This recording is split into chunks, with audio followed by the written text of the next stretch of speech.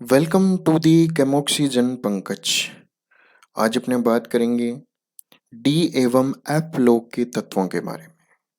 Question number 1 है, संक्रमण धातुओं का सामान्य इलेक्ट्रॉनिक विन्यास है। तो यहाँ पे 4 ऑप्शन दिए गए हैं अपने को।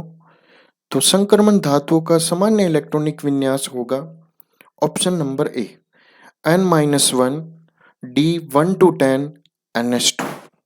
नेक्स्ट क्वेश्चन है, निम्न में से किस संक्रमण धातु आयन का चुंबकीय आघूर्ण अधिकतम होता है? तो यहाँ पे अपने को 4 ऑप्शन दिए गए हैं, उसमें से उस संक्रमण धातु आयन को सिलेक्ट करना है जिसका चुंबकीय आघूर्ण अधिकतम हो।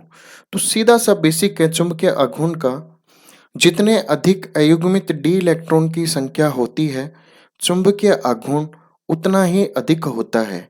जैसे Cu2+ में आउटर इलेक्ट्रॉनिक कॉन्फ़िगरेशन 3d9, अयुग्मित इलेक्ट्रॉन की संख्या हो गई 1। ऐसे ही Ni2+ में इलेक्ट्रॉनिक कॉन्फ़िगरेशन 3d8, अयुग्मित इलेक्ट्रॉन की संख्या 2। ऐसे CO2+ में आउटर इलेक्ट्रॉनिक कॉन्फ़िगरेशन हो गया 3d7 और अयुग्मित इलेक्ट्रॉन की संख्या हो गई 3। और ऐसे ही Fe2+ में अयुग्मित इलेक्ट्रॉन की संख्या हो गई 4। तो यहाँ पे अधिकतम अयुग्मित इलेक्ट्रॉन संख्या कौन रिप्रेजेंट कर रहा है? Fe2+। तो अपना ऑप्शन नंबर सही हो जाएगा डी, Fe2+। नेक्स्ट क्वेश्चन है, निम्न में से आयनों के किस युग्म में इलेक्ट्रॉनिक विन्यास समान होता है? तो 4 ऑप्शन दिए गए हैं, इन चारों ऑप्शन में देखा जाए तो Fe3+ जो आउटर इलेक्ट्रॉनिक कॉन्फ़िगरेशन रिप्रेजेंट करता है 3d5 और Mn2+ रिप्रेजेंट करता है 3d5। तो इसका मतलब दोनों का इलेक्ट्रॉनिक विन्यास क्या हो जाएगा? समान। तो अपना ऑप्शन नंबर कौन सा सही आ जाएगा? B, Fe3+ Mn2+। Next question है, बढ़ती हुई अम्लीय शक्ति के अनुसार मैग्नीज के ऑक्साइडों को सजाएं। तो यहाँ पे ये मैग्नीज के ऑक्साइड दिए गए हैं, उनमें से अपने को ये देखना है बढ़ती हुई अम्लीय शक्ति के अनुसार कौन सा सही क्रम है। तो सीधा सा बेसिक है, संक्रमण तत्वों के जो ऑक्साइडों की अम्लीय सामर्थ्यता ऑक्सीकरण संख्या में वृद्धि के साथ बढ़ती है। तो यहाँ पे अगर अपने इनको ऑक्सीकरण संख्या में वृद्धि के साथ देखें तो MnO+2 होता है और Mn3O4 होता है, में Mn की ऑक्सीकरण अवस्था होती है 8/3, Mn2O3 में Mn की ऑक्सीकरण अवस्था +3, MnO2 में Mn की ऑक्सीकरण अवस्था +4 और ऐसी Mn2O7 में Mn की हो जाएगी ऑक्सीकरण अवस्था +7। तो अगर इनको सजाएं अपने क्रम में तो अपना ये क्रम कौन से ऑप्शन में मैच कर रहा है? ऑप्शन नंबर आ जाएगा अपना ए। नेक्स्ट क्वेश्चन है, निम्न में से कौन सा संक्रमण तत्व उच्चतम ऑक्सीकरण अवस्था प्रदर्शित करता है? तो यहाँ पे देखा जाए अपने को दिया गया है स्कैंडियम, टाइटेनियम, मैग्नीज और जिंक। इनमें से उच्चतम ऑक्सीकरण अवस्था देखा जाए तो जो मैग्नीज होता है उसका जो इलेक्ट्रॉनिक विन्यास होता है वो होता है 3d5 4s2 और इसका जो ऑक्सीकरण अवस्था होती है वो उच्चतम होती है +7। तो इन चारों ऑप्शन में सबसे उच्चतम किसकी हो जाएगी? Mn, option number C. Next question है, Fe3+ जेड इक्वल इसका 26 परमाणु क्रमांक में अयुग्मित इलेक्ट्रॉन की संख्या है। तो सबसे पहले अयुग्मित इलेक्ट्रॉन की संख्या देखने से पहले अपने को इसका देखना पड़ेगा इलेक्ट्रॉनिक विन्यास। तो Fe3+ का इलेक्ट्रॉनिक विन्यास है 1s2 2s2 2p6 3s2 3p6 3d5, Fe3+ का है।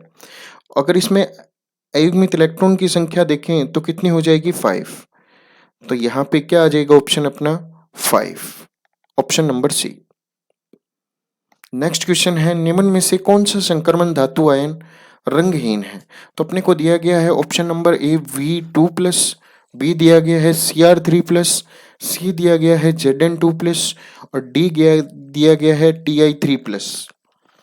तो यहाँ पे अगर Zn2+ को देखें तो उसका जो आउटर इलेक्ट्रॉनिक कॉन्फ़िगरेशन होता है वो होता है 3d10 और Zn2+ में अगर 3d10 में देखा जाए तो उत्तेजित होने के लिए कोई अयुग्मित इलेक्ट्रॉन नहीं होता। तो इस प्रकार अपने कह सकते हैं Zn2+ होता है वो रंगहीन होता है। तो ऑप्शन नंबर अपना आ जाएगा सी।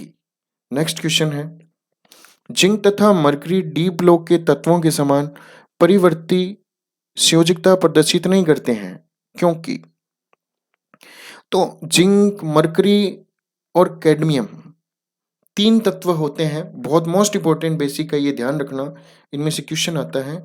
जिंक, कैडमियम तथा मरकरी ZnCdHg में डी कक्षक पूर्ण रूप से भरा होने के कारण परिवर्ती संयोजकता प्रदर्शित नहीं करते। तो अपने ऑप्शन कौन सा सही आ जाएगा? इनका डी उपकोष पूर्ण रहता है। Very most important question. Next चलते हैं अपने नेक्स्ट क्वेश्चन की तरफ। निम्न में से कौन सा क्षारीय ऑक्साइड है? तो यहाँ पे अपने को ऑक्साइड दिए गए हैं बहुत सारे, Mn2O7, V2O3, V2O5, CrO, Cr2O3। इनमें से अपने को पूछा है कौन सा क्षारीय ऑक्साइड है। तो क्षारीय ऑक्साइड में अपने को इनकी ऑक्सीकरण अवस्था देखनी पड़ेगी और अपने क्षारीय ऑक्साइड का पता कर सकते हैं। तो क्षारीय ऑक्साइड का सीधा सा बेसिक है, संक्रमण धातु ऑक्साइड के प्रकरण में न्यूनतम ऑक्सीकरण अवस्थाओं में धातुओं के साथ ऑक्साइड की प्रकृति क्षारीय होती है। तो यहाँ पे अपने को न्यूनतम ऑक्सीकरण अवस्था वाला संक्रमण धातु देखना है। तो Mn2O7 में Mn की ऑक्सीकरण अवस्था होती है +7, V2O3 में V की होती है +3, V2O5 में V की होती है +5, CrO में क्रोमियम की होती है +2, Cr2O3 में क्रोमियम होता है +3। और इस प्रकार अगर इन सब में न्यूनतम देखें तो 3 है न्यूनतम, V2O3, CrO और Cr2O3। और जनरल अपने देखा जाए तो Cr2O3 को उभयधर्मी होती है, एक प्रकार की उभयधर्मी प्रकृति होती है। तो अपने पास 2 रह गए न्यूनतम ऑक्सीकरण अवस्था वाले, V2O3 और CrO। तो इस प्रकार इन दोनों की प्रकृति कौन सी हो जाएगी? क्षारीय। तो ये दोनों अपने ऑप्शन नंबर है बी में, V2O3 एवं CrO। नेक्स्ट क्वेश्चन है, ओके बाय, नेक्स्ट क्वेश्चन के बारे में बात करेंगे नेक्स्ट पार्ट में।